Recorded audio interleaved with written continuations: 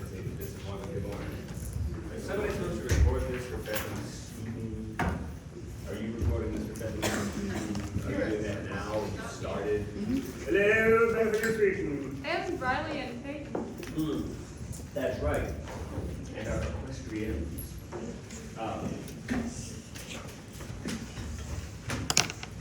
If everything goes really well, you'll leave today with some idea like there's a whole lot more in Dante than I realized. There's a possibility that you might leave today saying, that's the kind of stuff that people who read literature just make up.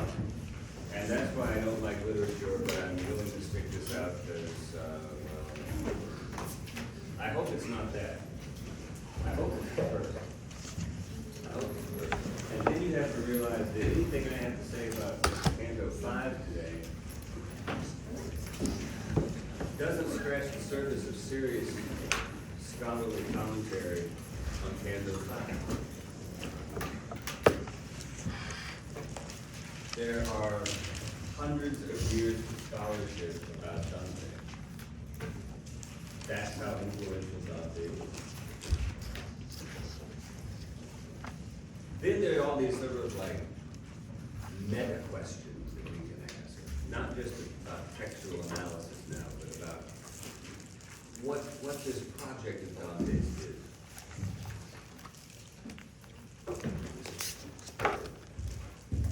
So they kind of use you as an example. Yeah.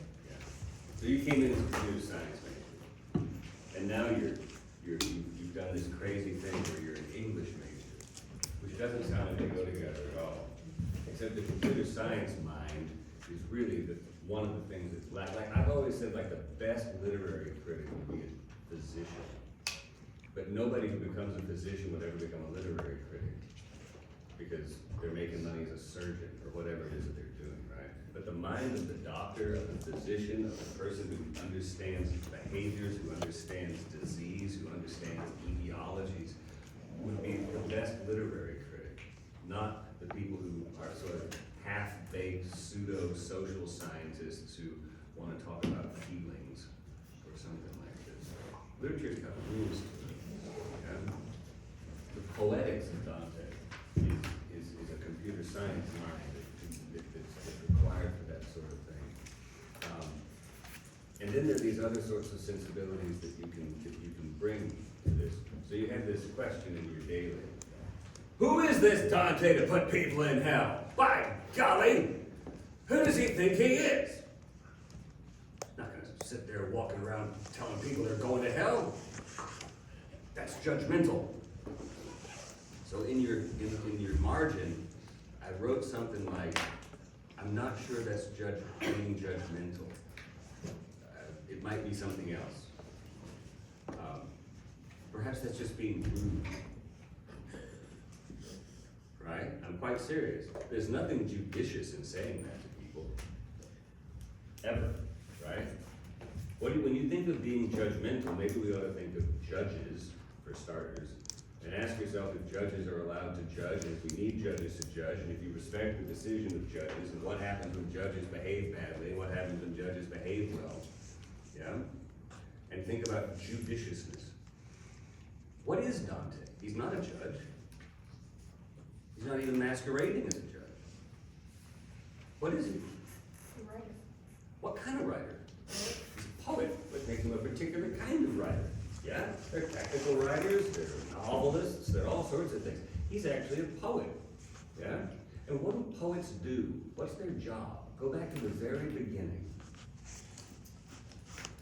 Like, and when I say the beginning, I actually mean the very beginning. Well, I think just right after the very beginning. Day 6 of the beginning. What's Adam's job? To name things. So he's a what? Poet. He's a poet. That's what he is. He's a poet. Please get that straight. That's not negotiable. That's an objective statement, a fact. He is the namer of things, the poet. Right? That doesn't mean he makes things rhyme. He means he identifies things as for what they are. And through identifying what things are, orders the world. He tells the story of what he sees to himself. And this is before the fall, by the way. Yeah, absolutely. This is what he's supposed to be doing. That's what he's supposed to be doing. Well, maybe it's what he was doing when he wasn't where he was supposed to be, saying, hey, no, we don't want to eat that. Right? I don't know what he was doing, but he wasn't there where he ought to have been. Anyhow, that's what he's doing. That's his job. We still get to keep our ability to do that, our desire to do that after the fall. Right? Or whether you think there's a fall or not, we still do these things, right? We always are constantly looking for order. And to make order out of things, how do we do that? Most simply. Otherwise you're gonna have to chuck your English major and find something else. This is what I was saying. It's like, oh no, existential crisis. How do you do this? Anybody? You name things. You name things. What's the point of a computer program, of software? To make it work. Yeah, but to make it work for what? Follow the rules that you've given it. Yeah, but why would you want to make a machine follow the rules that you're telling it to follow? So it does something specific that you want it to do. Okay, fair enough, and the specific thing you wanted to do was gonna be able to let you order something, to give order to something, right? And that could be in the name of entertainment, it could be in the name of national defense, it could be in the name of whatever, right? Okay. Completing tax forms, finding a date, whatever. This is not the computer program, but it has elements of this because of its poeticness, right? Of its style and structure he's telling a story. And to tell a story, he needs what? What do you have to have in a story? Characters.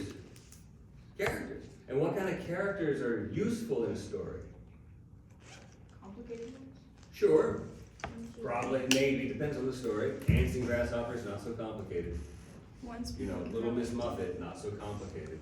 Relatable Watch where you characters? sit. Relatable characters? Relatable. This is a word I wish you to strike from your whole time here on earth. How about characters people know? Right. And you would know characters in lots of different ways. In the same way that you would know Old Mother Hubbard, you might also know Francesca the Ravidi. If we put Oprah Winfrey into a story, you would know something already about who we're talking about. You would bring to your reading of the name Oprah Winfrey all kinds of associations immediately. Yes? Liberal and giving. There you are. And you get a car. And you get a car. For a while we had Oprah Winfrey administration. And you get a course release. And you get a course release. But then we looked under our seats and there were no course releases. And Oprah did it.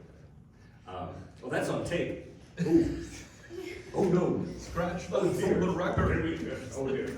Rewind. Start again. All right. Dante has to tell a story. And the way, what he has at his disposal is myth and history. And then the third thing, which sort of is the invitation of his genius, the stuff he makes up. What else do you have?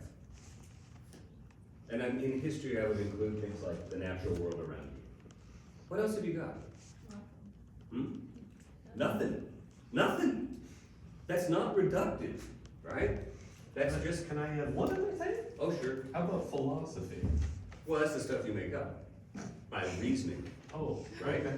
I wouldn't talk about it that way, but No, you've got faculties that Yeah, I would throw okay. that into the natural world. I mean, Okay. you've got this.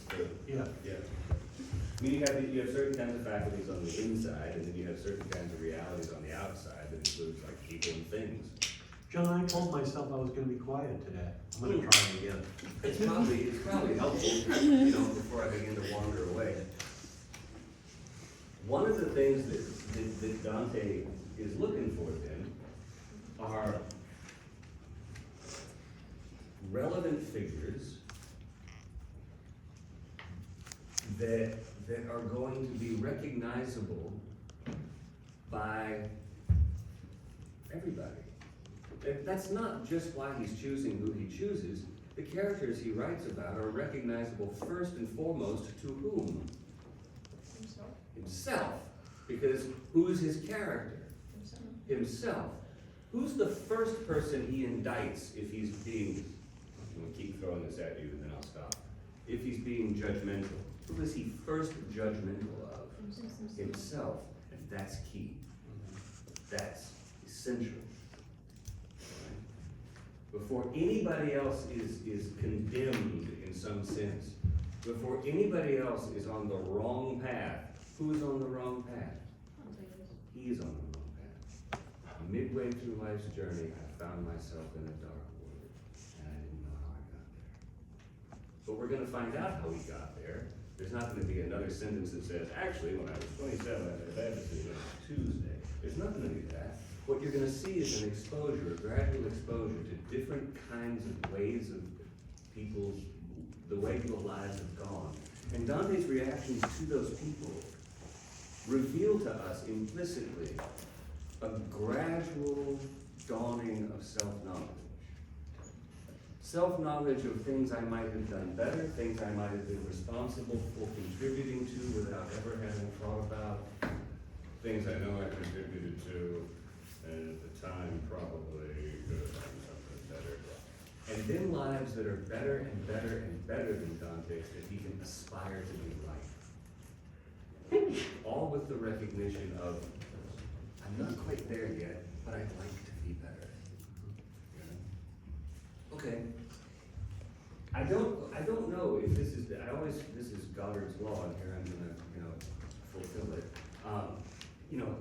If you were writing, I've heard assignments, let me try it another way. I've heard about people who have taught the Inferno, and they've asked their students, treat like a high school exercise, write your own version of hell and put who you think should be there. Like, that's a crummy thing. That's crazy judgmental, right? That's just crazy judgmental. Can we do that for? And it's not really very thoughtful. Not at all. But if you were to do something like that, it probably wouldn't be surprising if everybody, finally got down to, Hitler. We'll go straight to Hitler. Because he's so obvious. Right? And you don't know if Hitler's in hell.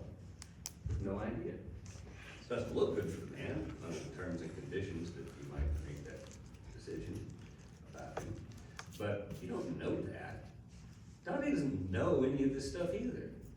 But he's got people that he's going to use in Inferno, but don't forget also in Purgatory and in Paradiso, who are reasonable touchstones for kinds of lives that seem to have gone wrong, or gone pretty well, or gone exceptionally well, in terms of the individual's relationship to God. Francesca de Rimini and her lover Paolo Malatesta were real people, and their murder was a notoriously famous event.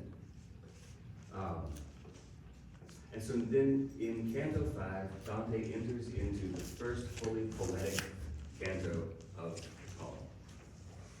That's not to say the first four are poetic, but 5 is doing something different.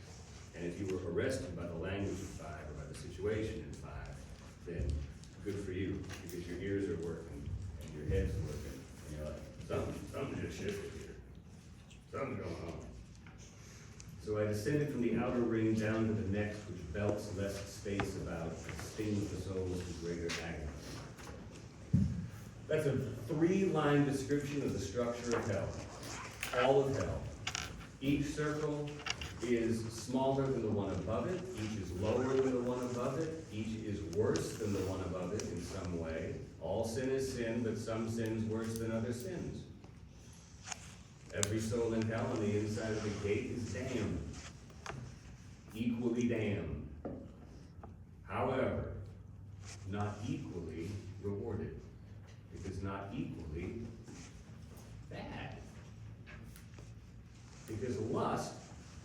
first thing we're gonna look at, is less bad than compound fraud. The touchstone, the counterpoint, the way to measure Dante's sense of punishments in what he's going to do, or rewards, let's say, in paradise.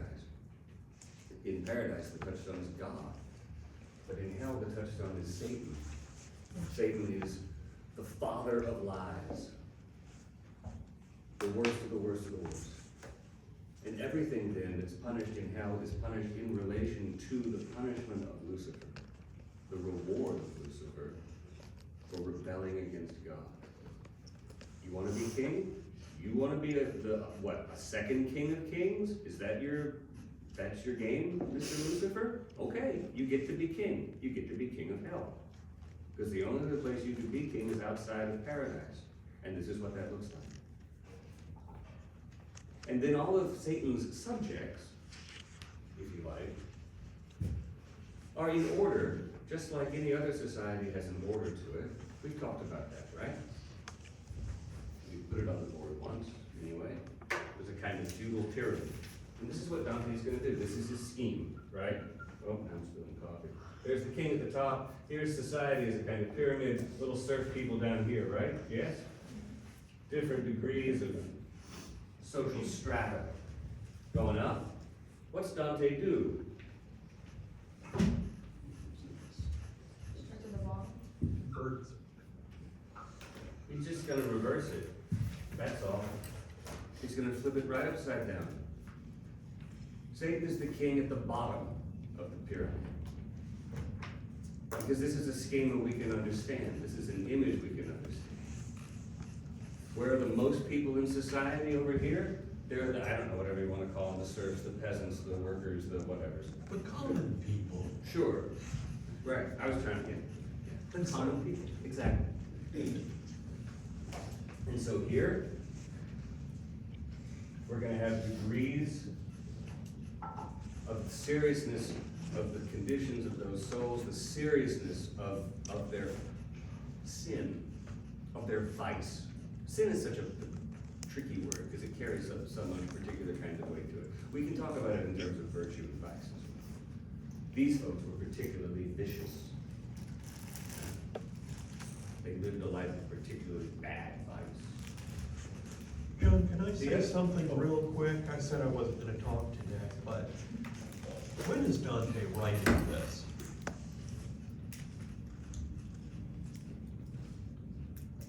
This is where you guys talk, because you know this, because you've read the introduction. When- He's in exile. No, No. what is the date? Oh, the date? When is it written in history? This is something you should know. That's why you read the introduction. Why you memorize the dates. So, there has been over 1,000 years of reflection by really smart people, much smarter than any of us, on this kind of stuff. And Dante knows a lot about that history. So, right, these 7 deadly sins, right? This is part of the structure of hell here. This is an old teaching. Goes back over 1,000 years. Many great minds talking about the 7 deadlies. The lists aren't always the same, but they're roughly the same. Anyway, this is something he's not making up. The 7 deadly sins. He's dramatizing it. That's him too. Anyway. Pew Psalm. You saw. When is the date? You never said that. Oh, somebody said it. Oh, The 1300s. 1300s. Early The 1300s. 13. So the 1200s? No. Maybe I'll try to save time and not worry about the projector. The other thing this is a model of is It what? wasn't born until 1265. Maybe it doesn't look like. That's the there, 13th there's a century. triangle with a hat on top. It looks, it's the model of a city, it's a model of a defensible city. If you're gonna build a city, where are you gonna put it? Unless you want river trade or seaports, where are you gonna put your city? On a hill. On a hill. Why? So can't nobody get it? Right. So can't nobody get it? That's exactly right. Put that on a t-shirt. So can't nobody get it? It needs to be defensible. It's obvious that if you build things on heights, you have better defense. It's harder to fight uphill than down. Yes? Yep. Is there any way around that fact on Earth? No. If you want to be cool, go read Orson Scott Card's Ender Game, because he finally gets this idea. It's like, what if you take out gravity? The enemy is up, the enemy is down, the enemy is across, right? You see this movie? It's all about gravity and fighting. Well, not all about that. No, but on Earth, turns out, I mean, seriously, what is that horrible line at the end of the, I forget which one it is. You can't win, Anakin, I have the high ground. He's like a foot above him on a rock. It's the, I mean, like, come on, folks, really. But no, it does make a difference. Elevation matters. That's how cities are built. If I can pull this up real quick, I don't know if I will be able to, but I mean, like, these are the, screen mirror, is it gonna pop up? It's not gonna pop up. Look up some Italian walled cities, yeah? And what you'll see, Siena, for instance, you're gonna see cities built on hills with walls around them. All Dante does is take the idea of a city that everybody lives in. Now, you don't have to live in an Italian city in the 13th century to get this idea. And he turns it upside down. That's all. From outside your city, you have the wall around the city, and you have the plains and the flowing rivers and all these sorts of nice things, and the fields and the whatever. Yeah? And the king sits in the castle at the top of the hill. It's just fairy tale stuff. It's Disney World, same. And Dante says, turn it upside down. Because everything in hell is an inversion of what it ought to be. Everything is upside down or inside out. But in the way that it's inside out or upside down, it is then comprehensible in relationship to the world that we're going to live in. So we can talk about Francesca and Papa. So he goes down into this world where things are suddenly really, like, remember when he stepped through the gates and all of a sudden it was dark and there was screaming and wailing and all this kind of thing? Then he steps into limbo. Well, that's pleasant-ish. But now we're someplace else. Horrible mindless grunts there like a bull weighs on the sins and sends the wicked down according to how far he winds his tail. You're going to see this over and over and over. Dante's use of mythological figures. Now, Minos may have been a kind of historical figure too, in Crete. He's associated in different ways, different stories with the Minotaur, and his great labyrinth with Theseus, who is the one who solved with the string and all that kind of stuff. Go read those stories; they're useful. This is not the Minos of Crete exactly. This is Minos, who is still a great judge, and a great judge, as you will no doubt remember from Book 6 of the Aeneid, which you committed to memory. Minos is a great judge in the Aeneid. Virgil knows him, but Dante is going to do something different with Minos. He's going to make him monstrous, bestial, dangerous in particular ways. And so every soul that crosses over the river with Charon is going to arrive at this point, and we're going to have individual judgment.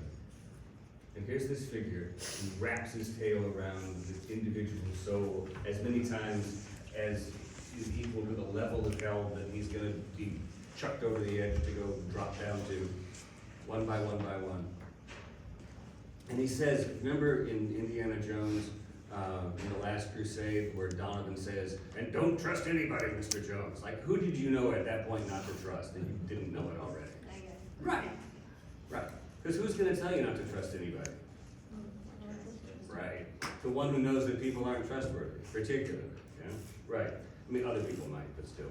Yeah. You who come to this sanctuary of pain, said Minos, when he saw me leaving off his duties of so great a role. Beware, watch how you enter, and in whom you trust. Don't be fooled by the broad and easy gate.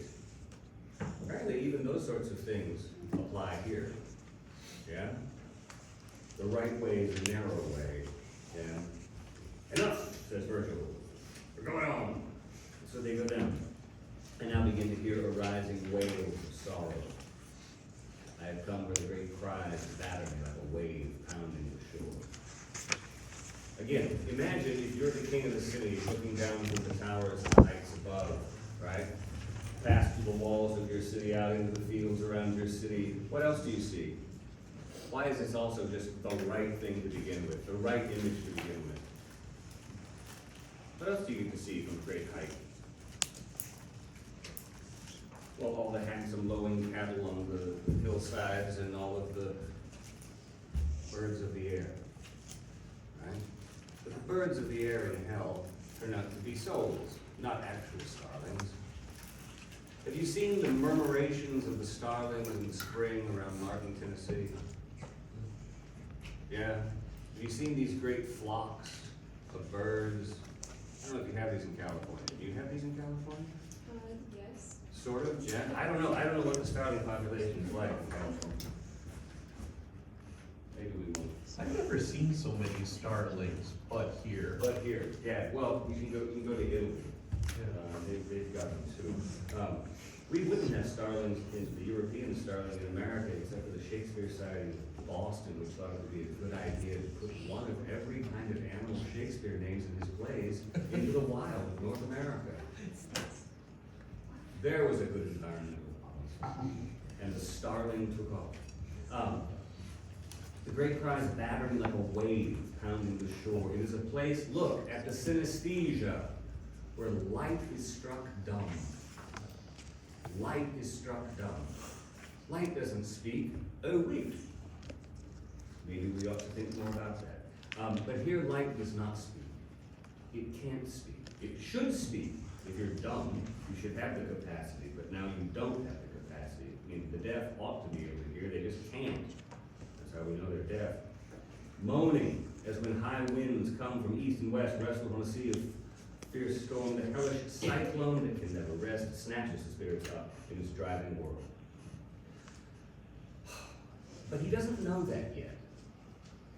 He doesn't know what he's seeing yet. He just knows that he stepped into something like a cyclone, something like a whirlwind, something that's dark, something that's noisy. And then the shrieking will immense the cries, and they hurl curses at the power of God. I learned, this is later, I learned that such a torment was designed for the damned who were wicked in the flesh and made their reason subject to desire. What did Dr. Brown say about vice? What's its quality? It's its own It's thing. irrational, right? To want to be less than virtuous is to allow your mind to work to justify irrational behavior. And there are all sorts of reasons you might want to do that, right? I'm late to the appointment, so I will speed. Speeding is not safe. Speeding is against the law. That's okay. I've still got to get to my appointment, which is the most important thing on earth right now. And so we speed. Yeah? Okay, that's super easy. Oh, it's just an extra Oreo. Whatever. Yeah. They're a flock of starlings. Teacher, who are those spirits so lashed and scourged in the black air? It begins, though, with a line that sets up the theme of this, well, one of the themes of the canto. And he talks about the cranes that go cawing their songs. Songs is interesting in Esalen, and I'm not disparaging Esalen here, right? But the original line across from it, you can see it's cantando vorlai. A lay. Who sings lays? What is a lay? What do you associate lays with? Hawaii. No, not the flowers. The L-A-Y, not the L-E-I. Yeah. But it was good, that was nice. I bet.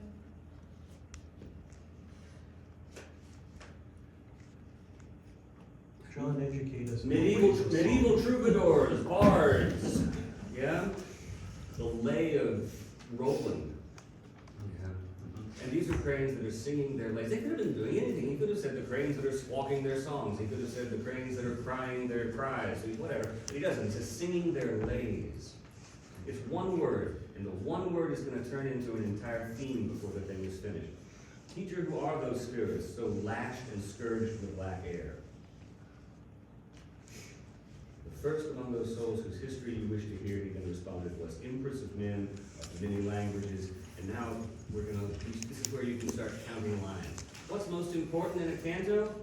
That which gets the most lines, because that must be what Dante is talking about, sort of by default, but also by structure and by theme and everything else.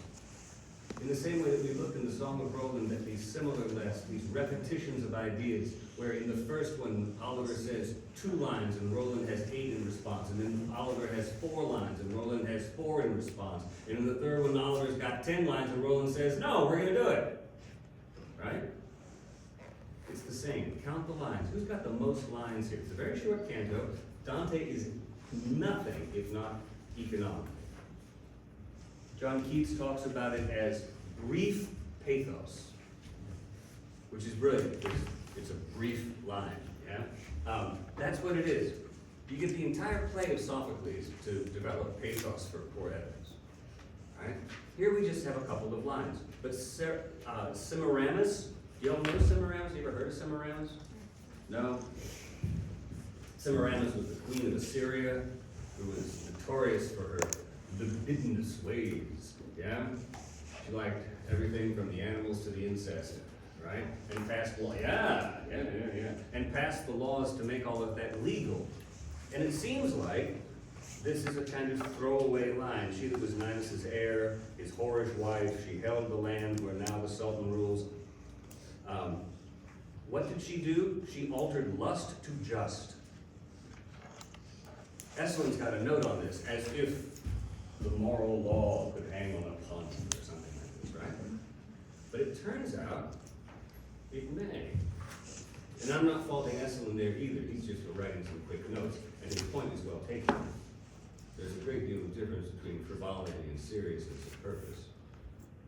Yeah? All right. But it turns out that we ought to probably keep that in mind. Next, who does he see? 2 lines given to Dido. But Dido killed herself. What the hell is she doing here? Dante, read your Aeneid, get it straight. Ah, but no. Oh, no. Cleopatra, 1 line. Helen of Troy. And then some dudes. Achilles, Paris, and then Oddly, Tristan. Who is he? Who is he? See, this is interesting. In the same way, and don't feel bad about this, but like in the same way that you didn't know who Roland was before you read the Song of Roland, you ought to know who Tristan is. Right? The names that you get to remember at this point from High Romance are Arthur, Lancelot, Guinevere, and whoever else you can remember from Monty Python's Holy Grail movie. Probably, right? Anybody read the Arthurian legends? Anybody read the Morte Arthur, Mallory, or I don't know, The Boys King Arthur, or anything like that growing up? No? Nobody? Okay, that's okay. Did you see The Sword and the Stone? I'm serious, the Disney movie, not joking. Okay, all right. Those are what we get to inherit at this point in popular imaginations from the High Middle Ages and the Great Romances. But that's not to say that the stories that are the High Romance stories are not told again and again and again and again and again in 50 movies we could name that you would probably know. We talk when we read the Roland. The Roland is not about the age of great chivalry, but it's moving in that direction. It's moving toward a kind of codified behavior in society. It's moving toward something like what we, I don't know, think we mean when we talk about knights and ladies. Yeah? Tristan and Isolde. Isolde's the Irish princess who's betrothed to King Mark, and Tristan's the good sort of, lumberjack knight who works in Cornwall for King Mark. And King Mark says, "You're a good fellow, why don't you go pick up my bride-to-be and bring her back?" Oh no, trouble ensues! And what happens? Through various machinations. Yes, of course, they fall in love with each other, star-crossed lovers, but he knows better than, and she knows better than, and well, we'll just get on with things, except, oh gosh, we can't, we must see one another. And in fact, trouble ensues again. Finally, Tristan goes off to live in France, and gets married. Uh-oh, trouble ensues. But he says, "I gotta take a vacation, I really need to go see somebody." And the somebody is, of course, Isolde. And he goes back to see her, and King Mark says, "You wretch! And then he kills him, and his wife. It's a story that sounds very much like Francesca and Paolo. Yeah, you bet. So, sort of getting ahead of myself, but maybe I should say it first. This is one of the very first times that you will see a calculated effort to present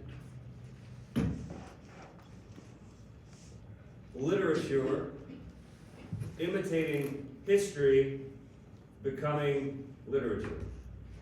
We talk about, art imitates life. It's the other way around. Because Dante's a snotty. Let me say this to them. If you were going to write, this is why I like, write the Inferno the way you want. Put people in it. No, don't do that. It's an exercise in bad things. But here's the thing. If we said, go write your version of the Circle of Lust, I bet most of you wouldn't be able to do it because you would just simply blush. Because most of us, if we thought about trying to write the Circle of Lust, would write what?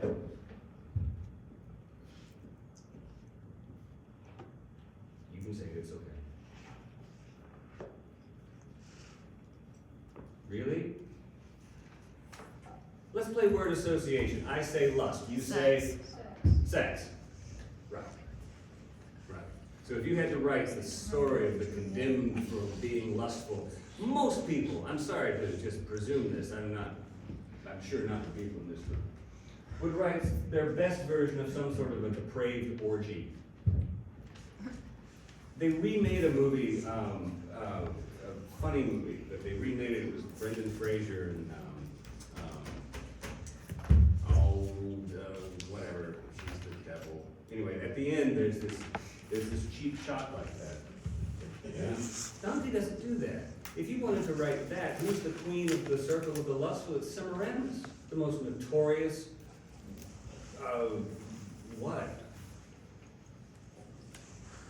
haver of sex ever. Seriously. What she's famous for. She wins that prize, even if you've never heard of her. I don't really encourage you to go read it and verify if I said it's true. But that's exactly not what he does. He sets her up as the first person that you see, but then he moves through a series of other people that you know, surprising you with Dido perhaps, maybe not surprising you with Cleopatra, but being so quick in mentioning Cleopatra that we might not stop to consider carefully what he means by what he says about her, then followed by some heroic figures of literature and maybe real life, to wind up with Francesca and Paolo. Because it turns out lust doesn't look just like a bunch of orgiastic sex. Lust looks like something very different for us. And it looks sad, and beautiful, and compelling. And we hear the story from Francesca. And let's look at what Dante has to say. Tristan, first point of contact. When I had heard that my learned teacher named the courtly ladies and the knights of old. Courtly ladies and knights of old are not the first people that we're talking about. And we don't get the list of the knights and the ladies. That's an ellipsis. We have to just build that in. But that's where Dante's going. That's where Virgil was gone in his description of who Dante seeing. The courtly ladies and knights of all, a whelm of pity left me the walls. Pity! This is what he feels. And the chances are very, very high that pity is what we feel as readers, particularly if we're first reading this. Poet, I began, I greatly long to speak to those two shades. Okay, fine. O weary spirits, if another does not forbid it, who is another? God. Why don't we say God? Because we're in hell. Right, this is nice. If another does not forbid it, come and speak with us. As turtle doves who heed the loving call, with firm and lifted wings, they shear the air and fly to the sweet dovecot. Swift of will, so did they veer away from Dido's flock and come to us through that malignant air. Such force had the effect of my cry. There's all sorts of really interesting stuff that you can do. What do you associate with doves? Why doves? Why not hawks? Why not parakeets? Why not whatever? Why doves? They're the symbols of peace. They're symbols of peace. Why are they symbols of peace? Because they're white. Because of the flood. They brought holy. There's that. There's the covenant with Noah. You bet. And the dove comes back with the olive branch, giving us two symbols we still get to use. Like if he brought back, I don't know, saguaro cactus. Imagine the differences in art from the ages. But he didn't. Olive. Yeah? Okay. And keep going. Noah's good. Now go New Testament. Mary had two pillows that she used as a sacrifice for whenever she was consecrated. That is true. That is true. Which is another way. That's an interesting thing. But where did doves show up?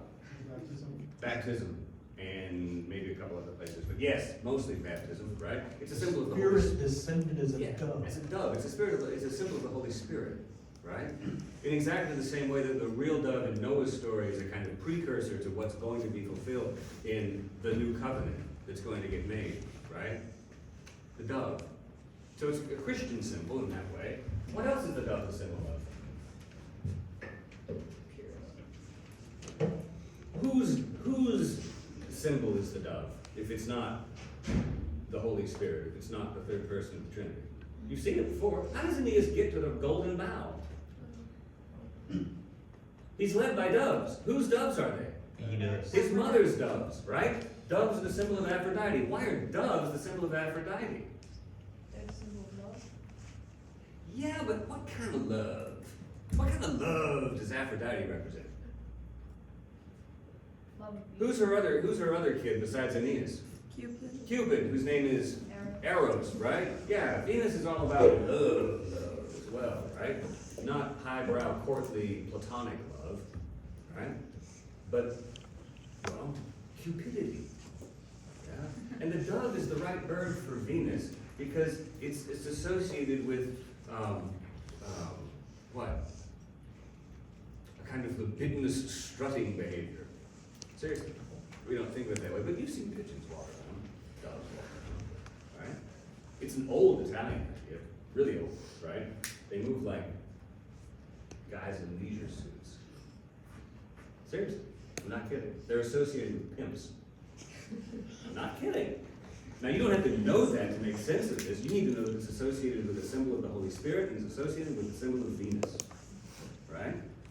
For the Christian, it's one dove. The Holy Spirit cannot descend like doves. It is in fact one dove, and one dove is important because it's something about the unity of God.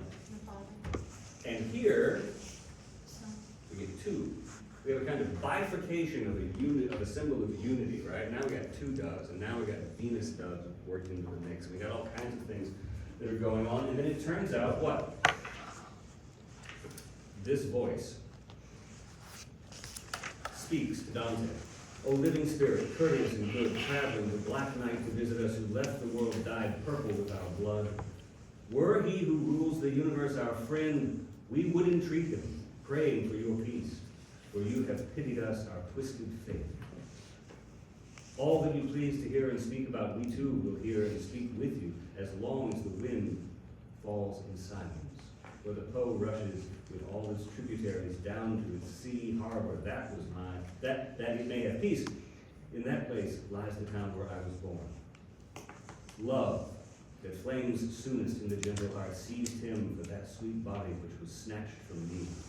And how it happened hurts me still. Love, which allows no loved one not to love, seized me with such strong delight in him that as you see, it will not leave me yet. Love led us to one death. The realm of Cain waits for the man who quenched us of our lives. Such were the words they offered, and I bowed my head to hear the story of those souls and what they suffered. Bowed so low at last, the poet said, "What are you thinking of?" When I could speak, I thus began, "Alas, what great desire, what sweet and tender thoughts have led these lovers to this woeful pass." Turning then once more, I spoke again. "Francesca."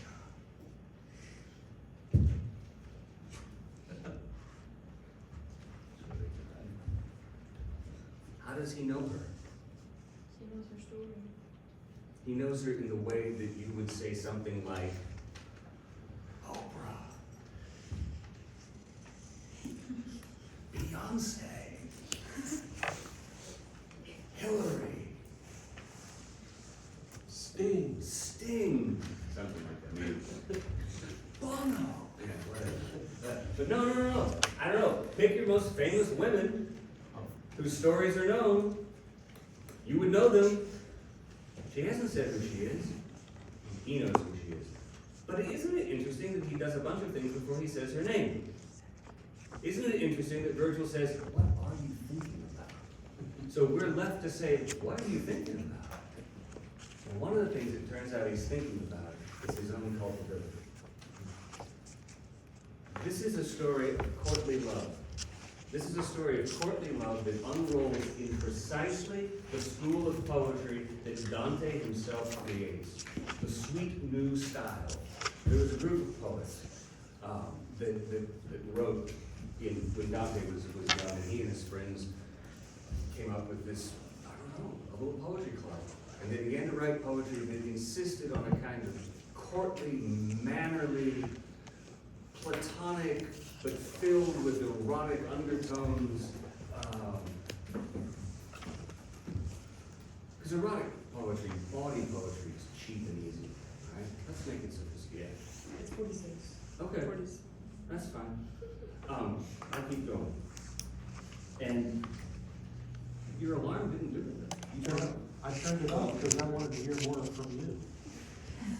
What I he figured sees- everybody else felt the same way. What he hears in Francesca's triple repetition of love is somebody who has gone through precisely, or has experienced precisely, the results of living and loving in the way that Dante's own poetry celebrates. And look at her now. This is the first time that you see, we don't talk to the Pusillanimals. We don't talk, they're just running around after a flag. We talk barely to anybody in limbo. This is the first time we've really heard any of the souls in hell speak. And it turns out we better be very, very careful. Minos told us that. Why don't you be careful who you listen to? No one in hell can speak with the fullness of truth, because no soul in hell is not locked into the psychological condition of the circle to which they are thrown. This is the psychology of lust. And lust is the psychological state of sublimating your reason to justify your physical desire. And that's what the state is in which she dies. That's the state in which Paolo dies. The fellow who kills him, well, we'll meet him later, but we don't know that yet. She just said the realm of Cain. We don't know where that is. I thought I was in the realm of Cain. I thought this was hell. No. We'll get to Cana. But now we're just at the top. And what does Dante feel for her? Pity, right? Uh-huh. Should he feel pity? Ought he to feel pity? Do you feel pity? That's only human. Yeah, but it might be, uh-oh, untrained human. Right? Because the untrained human might feel indiscriminate. The untrained human might laugh at a joke that, upon reflection, isn't funny. But the trained human might be able to recognize the unfunny joke and, in fact, not find it funny, right? Yeah, you're right, it's only human. You know what else is only human? Falling in love over a book when your husband is a hunchback, nasty, manipulating cripple, and your brother-in-law is a handsome, virtuous, decent, noble man who offers you the promise of a better life and happiness. And that's where they wind up. Yeah. If you can get through the idea that everybody you're going to meet is an embodiment of the psychological state of having given themselves over to a particular vice, next gluttony, next avarice, right? Then you're going to be able to get into a way, the mechanism, the matrix, whatever, of understanding Dante's structure, and then the progression of Dante the Pilgrim against the people measured against those he meets. Of course you want to feel pity, except where is this soul? Think about the physical condition of Paolo and Francesca.